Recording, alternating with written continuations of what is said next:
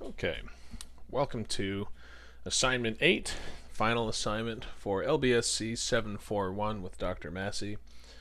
My name is Brett Whitmore, and I'm talking about the 5 roles of the school librarian here in tandem with the other parts of the presentation, including the cover letter, the mission statement, and scholarly sources. So, what we're going to be talking about today are the 5 roles, the personal why that I'm getting involved in the world of library, and the vision and mission that I'm developing for our space. So, the demands placed on the librarian come from parties that are often at odds, so it is important to be flexible, to be prepared to evolve, and take a multifaceted approach to problem solving. So, what that means is that you'll have a number of different challenges, and then, at least in the experience of a school librarian, you don't generally have a lot of support that is outside of yourself, at least tangibly. Because in my situation, I have a lot of like emotional support, but zero tangible executable help. So you have to wear a lot of hats. You got to spin a lot of plates. You have to act as a leader, a manager. You need to be a teacher, an instructional partner, an information specialist, and a program administrator. So what do those things look like? The leader and the manager shapes the school culture by advocating for information literacy and digital citizenship while managing the library staff, budget, collection development, and physical space. You also need to integrate technology into the curriculum because there is an expectation for many librarians in the school library setting to also be teaching physical computer science and digital media. You need to align the library program with your school improvement plans. So you'll see in the mission vision statement later some verbiage that might be alien to you, but that's because they're aligned to the school's standards. It's also why it's a bit long for my taste. But anyways, the teacher needs to design and deliver instruction in research, media literacy, and ethical use of information. For example, I recently taught like dangers of plagiarism and AI-generated responses and things of that nature. I'm currently teaching fake news by way of a book called The Underwear Invasion. Feel free to ask me about it. It's a really fun one for kids. But so we're wanting to differentiate those instruction needs so I can teach those kind of themes to students of varying different grade levels. Especially in a school like mine, I teach 10 different grade levels of students. So that's 10 years of age to branch covering the same or similar topics. So how can you do that? And then how can you develop your plan so that you can teach those same students as they progress year over year without being repetitive or stale? So part of that is to develop cross-curricular instruction in tandem with those students' teachers to do something that is applicable to them in their standard core classrooms, and then integrating inquiry-based learning models like Big Six, guided inquiry design, SEL, like social emotional learning development, things of that nature. And you want to, of course, be promoting reading, engaging lifelong learning. Continue to show them that your class is something that they get to do, not just something that they have to do, and then maintaining that sort of energy, which I'll talk about a little bit soon. Now, the instructional partner, this kind of goes along with that cross-curricular lesson planning I was talking about in Role 2. So you collaborate with classroom teachers to co-plan, co-teach, and assess. In my experience, I rarely have an opportunity to co-teach, but it's not so unusual that a teacher will co-plan with me. You want to embed information literacy within content areas, so just continue making sure that your students are engaging with literacy and reading and writing skills as they learn about everything. Like, just because it's a mathematics lesson doesn't mean that it cannot also be a chance for them to strut their literacy and media skills. You want to do personalized project-based learning to grant legitimacy, to grant consistency, so you can continue to foster that cross-disciplinary integration of technology and literacy with your students in your classroom, in your library, I suppose. And of course, you're an information specialist, right? So you'll be curating your collections. You want them to be diverse, inclusive, and up to date.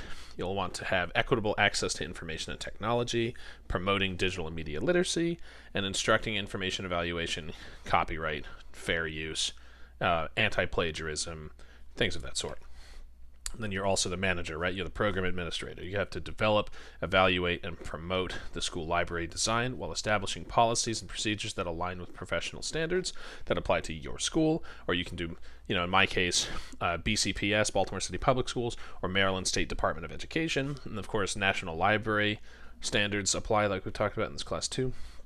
Advocate for programming, advocate for funding, advocate for staff support, and then using your data to bring about your points, show why you deserve these things, why you need these things, and how you can make it work financially for your school, and the impact that you can sort of create in that way. So for me personally, why I wanted to get involved in these things, why I look at these 5 different roles and all the other roles that tack on top of it and say that that's something that I still want to do, despite the mountain of work that I understand that creates, is because I love stories. I like working with students, and in every position I held previously, as I was, moving up the income brackets, moving up the ladder, I got a little bit further from working with students, a little bit further from working with literacy. Even if I got more into like writing and things, it was less about inquiry and more about, corporatization and things of that nature. So before I got too far into that, and when I worked for the Defense Department, I had a promotion that would have me working for ICE, whose mission I don't personally agree with. And when I tried to decline the promotion, they said that wasn't an option, so I ended up quitting altogether. And again, I can't talk about that. I know I've said that before, so sorry to be a tease in that regard.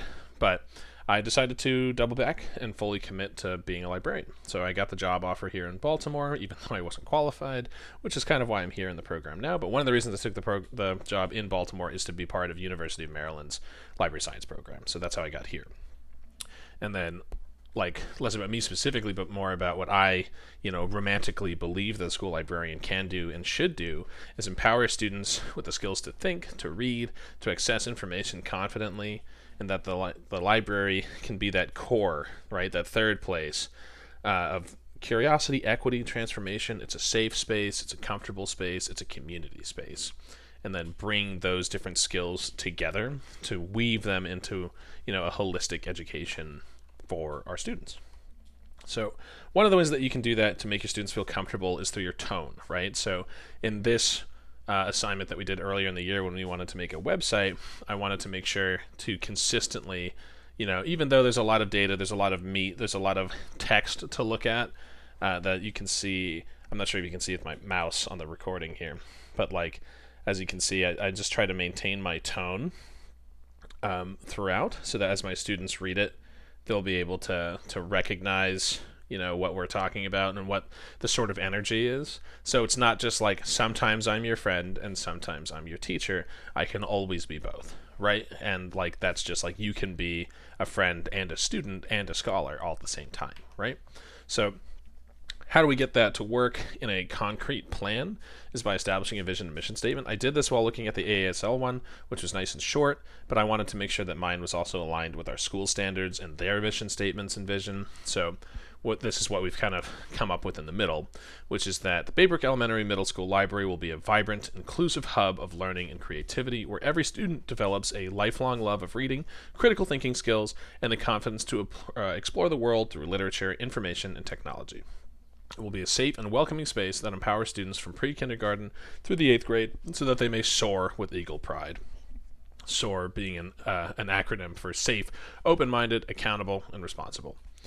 The library mission statement, which I have, sort of divided and partially inspired by those librarian roles, is that we need to cultivate a dynamic, student-centered library program by curating a diverse, high-quality collection of print and digital materials that reflect the students' identities, interests, and a wide range of Lexile scores to support the differentiated instruction and reading growth across grade levels, including multilingual learners, which we call MLs or MLLs, students with disabilities, and advanced readers to become curious, empathetic, and informed citizens in a diverse and ever-changing world, using that Lexile data and student reading profile to help match readers with appropriate texts, promote literacy development, and encourage individual progress, while collaborating with teachers to integrate information literacy, research skills, and educational technology into the curriculum across all grades and disciplines.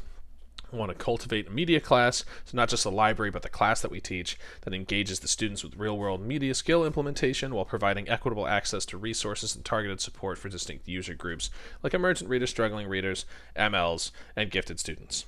And all the while, we want to create a welcoming and flexible environment that encourages exploration, fosters independence, and nurtures lifelong appreciation for reading, inquiry, and learning. So, a lot of things obviously went into this to inform the conclusions that I've drawn here and throughout the class. These are the ones that we recognize from the curriculum, which are Leslie Farmer, Wools and Coatney, Gia Cologne, and Marillion. But then, of course, I've added some others that I've worked with. I know we talked about AASL in class, but I went beyond simply the standards in my readings there, and then also Kimmel, Everhart, and overall for their contributions to the field, so to speak. And I also cited them throughout this presentation. And then you'll see the references here. But please let me know if you have any questions and things in that direction. It's been a great time in the class, and I'm excited to see what you do next, because I know you're taking a break. So I'll talk to you soon, and thank you so much.